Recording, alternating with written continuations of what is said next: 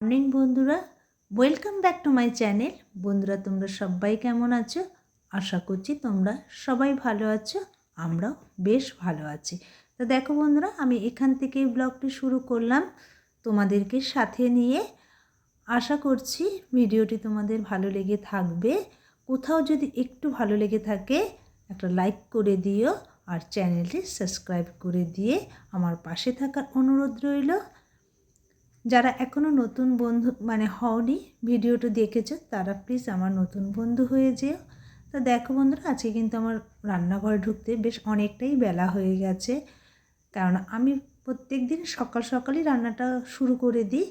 তা আজকে বৃহস্পতিবার, তা ভাবলাম আমি রান্নাটা পরেই করব। শীতের বেলা যেহেতু, এমনিতেও বেলা তো খুবই ছোট। তারপরে মেন সমস্যা কোথায় হয় বলো তো, আমাদের স্নানটা করতে খুব সমস্যা হয়ে যায়। একটু বেলা হতে থাকলেই স্নান করতে গেলে তখন ভীষণ ঠান্ডা লাগে। আর যদি আমরা একটু সকাল সকাল স্নানটা সেরে ফেলি তাহলে কিন্তু কোনো সমস্যা হয় না। তো আজকে তো আর বাজার যাওয়ার ব্যাপার নেই আমার, তার জন্য আমি একেবারে সমস্ত কাজ সেরে স্নানটা করে পুজোটাও ভাবলাম সেরে ফেলি, তাহলে আমার অনেকটা কাজ এগিয়ে যায়। তাই আমি পুজো সেরে রান্নাঘরে চলে এলাম। দেখো বন্ধুরা, আমি ফুলকপি তরকারি করব বলে ফুলকপিটা কেটে নিয়েছি, আর সামান্য লবণ আর হলুদ দিয়ে নিয়েছি। হলুদটা দিলে কী হবে, ফুলকপিতে যদি পোকা থাকে সেটা কিন্তু বেরিয়ে যায়। তা আমি যখনই ফুলকপি সেদ্ধ করি এইভাবেই করি। দেখো, প্রত্যেক দিন কিন্তু আমার এই জানলায় কাক আসে আর আমি বিস্কুট দিই। আর কখনো হয়তো আমার দেরি হয়ে যায় বিস্কুটটা দিতে, তখন আর বিস্কুট পড়েই থাকে, কাক তো আসবেই না। হাজার ডাকলেও তারা আর আসে না, বিস্কুটগুলো নষ্ট হয়ে যায়। তা আজকে কাক এসে বিস্কুটটা নিয়ে গেল, ভালোও লাগলো, ওরা খেয়ে নিতে পারবে, নষ্ট হবে না জিনিসটা। তা দেখো, আমি রান্না করতে যাব। তেলের প্যাকেটটা আনাই ছিল ঘরে, আমার না কাটা হয়নি, মনেই ছিল না যে আমার তেলটা কাটতে হবে। তো তেলটা কেটে নিলাম, কেটে নিয়ে আমি এখানে দেখো ফুলকপিটা একটু ভাজা ভাজা করে নিচ্ছি অল্প তেল দিয়েই। আর এখন আমি এটাকে রান্নাটা বসিয়ে দেব। সামান্য জিরে ফোড়ন দিয়েছি, আর আলুগুলো একটু ভাজা করে নিয়ে মশলাটা দিয়ে দেব। এখানে আমি আদা জিরে আর একটু ধনের গুঁড়ো ব্যবহার করব। তার লবণ হলুদটাও দিয়ে দিলাম, দিয়ে এবারে রান্নাটা একটু সামান্য কষিয়ে নেব। যেহেতু ফুলকপিতে আমি লবণ দেইনি, তার জন্য আমি ফুলকপিটা দিয়ে একবারে একটু কষিয়ে নেব ভালো করে, তাহলে এর মধ্যে লবণটাও ঢুকে যাবে।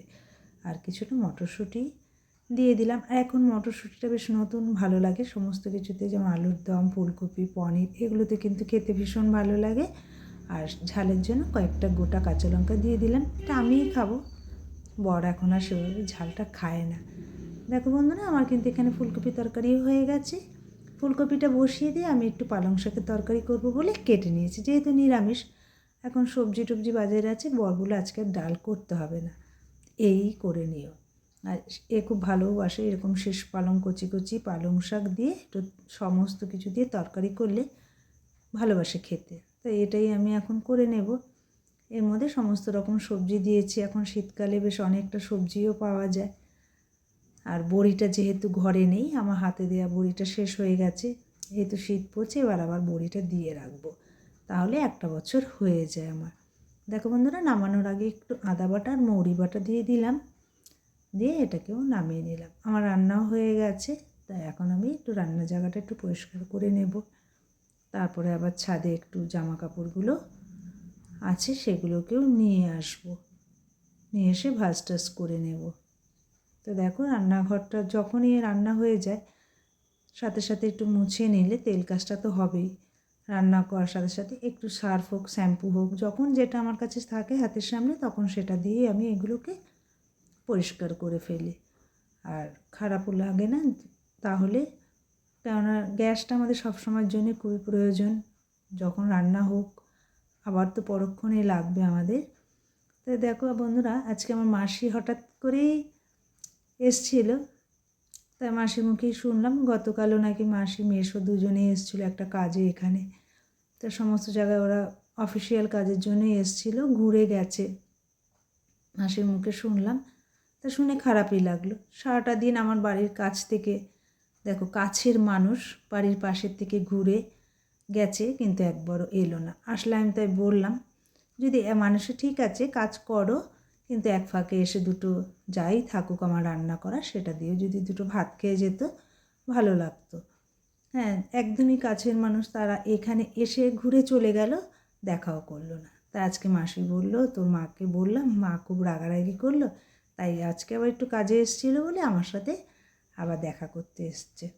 তাই আমি আর বললাম এখন যেতে হবে না, একেবারে ভাত টাত খেয়ে বিকেলে বেলায় বাড়ি যাবি। তাই আমি আবার একটু চা বসিয়ে দিলাম। শীতকালে একটু চা খেলে কিন্তু মন্দ হয় না।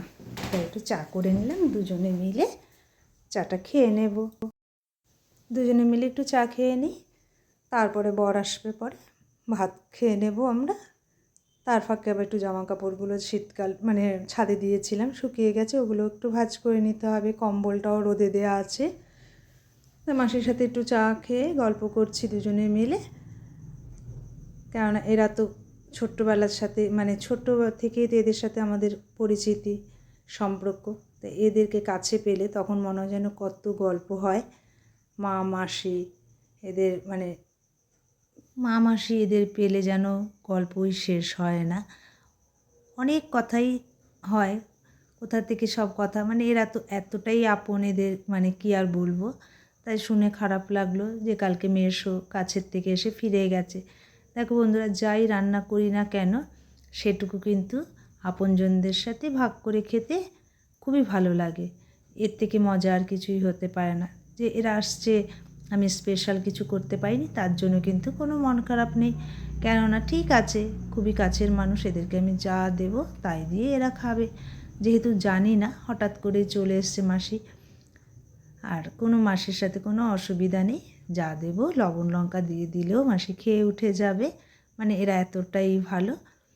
তা দেখো বন্ধুরা, গল্পও করছি আর কাজও কিন্তু আমি করে যাচ্ছি। কম্বলটা রোদে ছিল, এখন তো এই রুটিনটা চলছে যে প্রত্যেক দিন একটু কম্বলটা রোদে দেয়া। তা ভাঁজ করে রাখলাম, শোবার সময় কিন্তু ভালোই লাগে, বেশ গরম কম্বল। আজকে তো সেভাবে কিছু রান্না করা হয়নি, তাই মাসি এসছে বলেই আমি একটু পাঁপড়টা ভেজে নিলাম। এসব ভাজাভাজি করি না, যেহেতু বর দেখলেই আগেই বলবে আমাকে দাও, তার জন্যেই আমি যতটা আর কি দূরে থাকা যায় এসবের থেকে তার জন্য দূরেই থাকি। কিন্তু মাসি এসছে, জানা থাকলে একটু ডাল করতাম, জানি না। ঠিক আছে, হঠাৎ করে এসছে, তাই সবাই মিলে একটু ভাগ করে সমস্ত কিছু খাবো।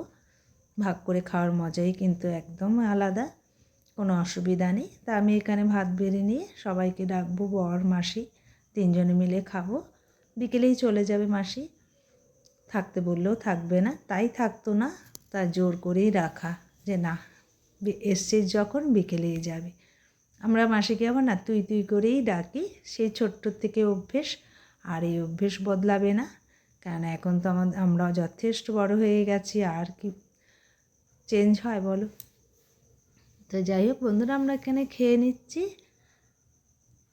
সবাই মিলে খাচ্ছি আর গল্প করছি, এটাই তো আমাদের কাজ কাউকে পেলে।